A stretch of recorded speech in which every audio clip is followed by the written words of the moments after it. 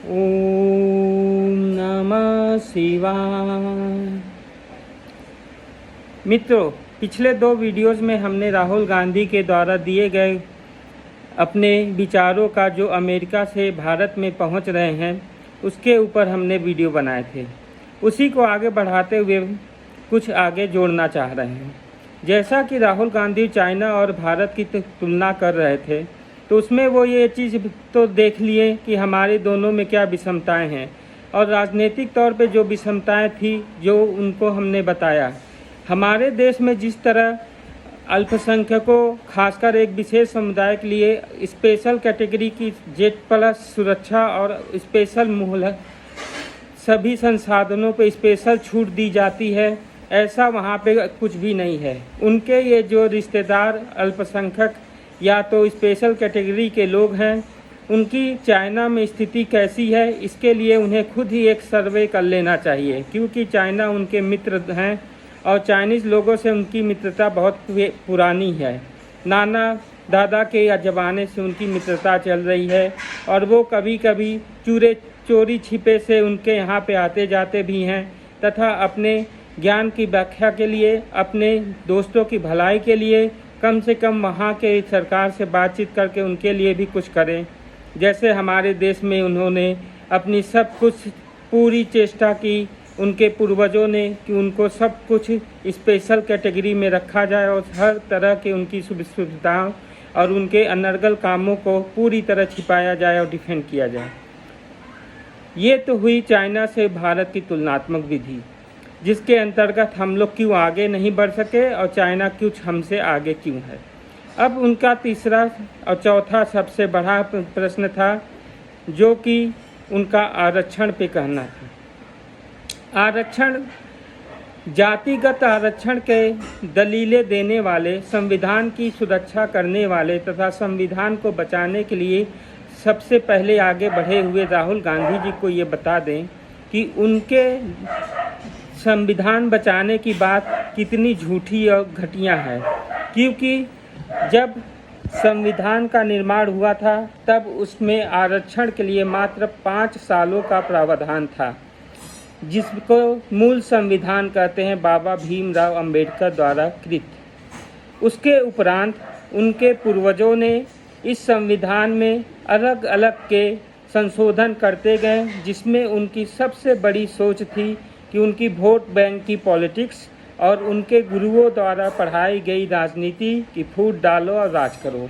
इसके अंतर्गत वो केवल वही कार्य किए जिससे हिंदू समाज में विघटनकारी शक्तियाँ फैले, विचारधारा फैले, तथा उनके दूसरे जो सहयोगी हैं जिसमें एकता बनी रहे और वो हमेशा फलते फूलते रहें।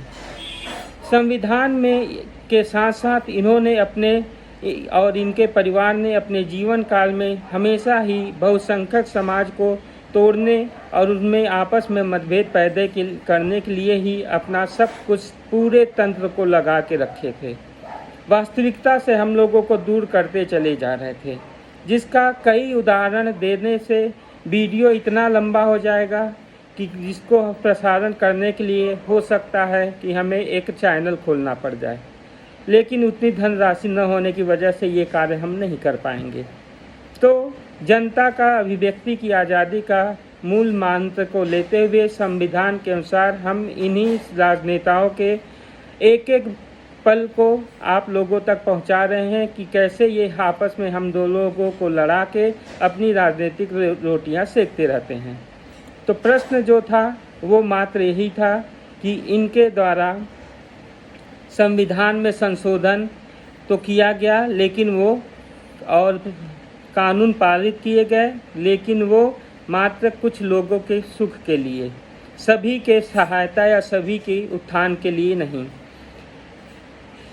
इनकी फूट डालो राज करो की राजनीति इतनी घटिया स्तर तक पहुंच गई है कि वो देश के बाहर जाके भी अपने देश के द्रोही मित्रों से ज़रूर गले मिलते रहते हैं। जैसे इनके प्रिय देशद्रोही जो थे, हमारे लोकसभा के महान मंदिर पे, सांसद पे आक्रमण करने वाले अफजल गुरु की वाहवाही करना और उनके लिए उनके मृत्यु को, फांसी को घड़ियालू आंसू बहा के उन्हें के प्रति अपनी हमदर्दी दिखाना। बड़े से बड़े कुख्यात अपराधियों के मारे जाने पे इन्हें बहुत ही दुख होती है, ग्लानि होती है। इनके द्वारा जितने भी संरक्षित हैं खालिस्तानी मूवमेंट के, वो भी उन्हें से दिल जाके वहाँ पे अमेरिका में गले मिले। इनकी ये नीति आज की नहीं, सदियों से चली आई है। इन सभी बातों को देखते हुए राहुल गांधी जी जो भी कार्य कर रहे हैं वो हम सभी को आपस में लड़ाने की बात कर रहे हैं।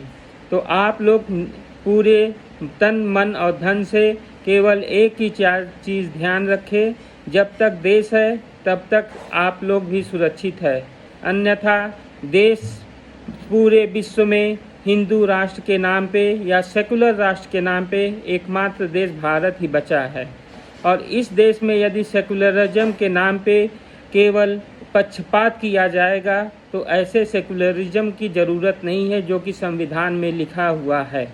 क्योंकि संविधान बनाया गया था तो उन्होंने कहा था कि आरक्षण और सेकुलरिज्म मात्र इसलिए दिया जा रहा है कि सभी अपना जीवन सुखमय, शांतिपूर्वक, भाईचारे से एक दूसरे से मिलकर करें। कोई किसी के जाति, व्यक्तिगत और पहनावे, बोल चाल, अनुष्ठान इत्यादियों पे पर्सनल कमेंट न करे। किसी धर्म विशेष, किसी जाति विशेष, किसी पहनावे विशेष पे कोई भी अपना उदाहरण न दे। लेकिन ऐसा ये लोग कभी नहीं करते। ये केवल सेलेक्टिव मुद्दों पे ही बात करते हैं और सेलेक्टिव लोगों के प्रति ही अपनी सहानुभूति रखते हैं। ऐसे सेकुलरिज्म संविधान की को देश में ज़रूरत नहीं है। बनाने वाले तो अच्छा बनाए थे, लेकिन इसमें बार बार संशोधन कर के इसके लोगों को बहुत ज़्यादा ही सशक्त कर दिया गया और दूसरे लोगों को बहुत ही ज़्यादा कमज़ोर कर दिया जाए। ऐसी परिस्थितियों में देश कभी भी आगे नहीं बढ़ सकता। देश और समाज की जो भी बढ़ाई चाहते हैं, जो भी चाहते हैं कि इसका उत्थान हो, तो उसे अपने कुंठित और घटिया और निम्न सोचों से ऊपर उठना होगा और एक साथ बैठ के आपस में वार्तालाप करके और जो भी कानून पारित करते हैं उसका संपूर्ण विवरण दें। जिस तरह मीडिया हाउसेस में ये अपने अनर्गल बातें को फैलाने के लिए बहुत उत्तेजित होते हैं, बहुत खर्चा करते हैं, सब कुछ करने को तैयार होते हैं, उस तरह के घटिया बहकावे को न प्रसारण करके अच्छी चीज़ों को, जनता की भलाई में और देश के उत्थान वाली चीज़ों को ही ज़्यादा प्रोत्साहित करें और उसे बढ़ाएं। जय हिंद, वंदे मातरम।